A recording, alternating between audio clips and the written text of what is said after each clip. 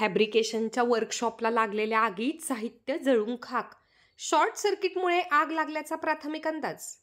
बुलढाणा शहरातील चिखली रोडवर असलेल्या एका फॅब्रिकेशनच्या वर्कशॉपमध्ये आग लागल्याची घटना घडली आहे, ज्यामध्ये मोठ्या प्रमाणात साहित्य जळून खाक झाले आहे.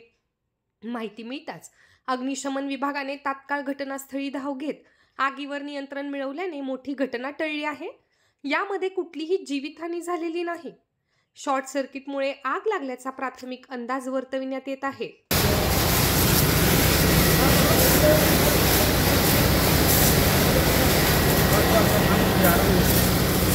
लाइन लगा करो ना आराम से।